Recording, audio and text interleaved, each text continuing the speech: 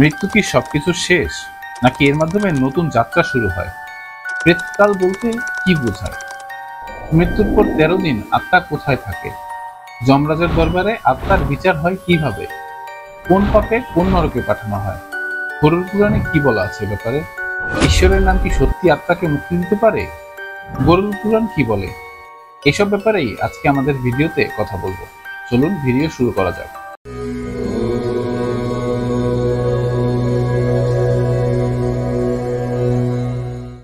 সনাতন প্রজন্ম ইউটিউব চ্যানেলে আপনাদের সবাইকে স্বাগত জানাচ্ছি।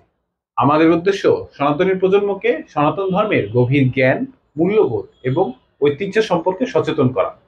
আসুন একসাথে আমাদের ধর্মীয় শিকড় ও সংস্কৃতি সম্পর্কে জানি এবং তা ধারণ করে আগামী প্রজন্মের কাছে পৌঁছে দিই। এর ধারাবাহিকতায় আজ আমরা কথা বলবো মৃত্যুর পর আত্মার কি হয় সেই ব্যাপারে।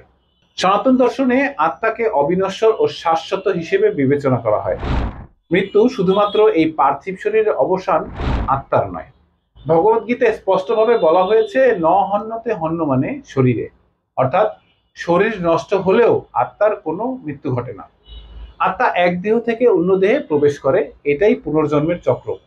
কিন্তু এই দেহত্যাগ ও পুনর্জন্মের মাঝখানে আত্মার একটি গভীর অলৌকিক যাত্রা রয়েছে, যা বিস্তারিতভাবে বর্ণিত হয়েছে গরুড় পুরাণে। গরুড় পুরাণের প্রেতখণ্ডে বলা হয়েছে যে মৃত্যুর সঙ্গে সঙ্গেই আত্মা প্রেত রূপ ধারণ করে।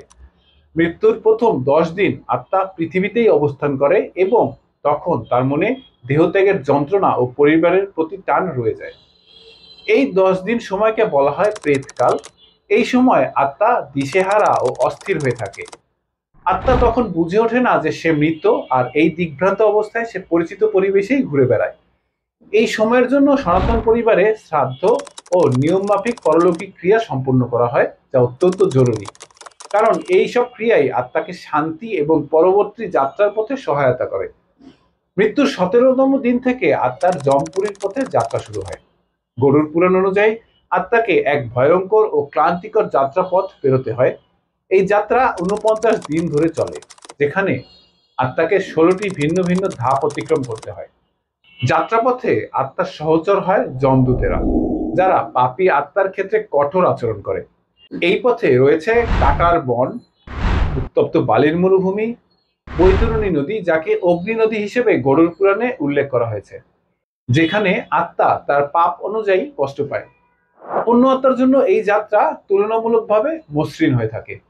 যাত্রার শেষে আত্মা পৌঁছে যমরাজের দরবারে। যমরাজ আত্মার পাপ ও পুণ্যের বিচার করেন। গরুড় পুরাণে বলা হয়েছে আত্মার চিত্তে তার সমস্ত কর্ম লিপিবদ্ধ থাকে এবং সূর্যদেব সাক্ষী হিসেবে তা প্রকাশ করে দেন। বিচার অনুযায়ী আত্মাকে স্বর্গ, নরক বা পুনর্জন্মের পথে প্রেরণ করা হয়।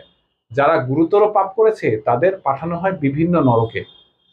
গরুড় পুরাণে 28টি নরকের বর্ণনা দেওয়া হয়েছে, যেমন তাম্রিশ্য নরক, গৌরব নরক, কুম্ভিপাক নরক প্রভৃতি।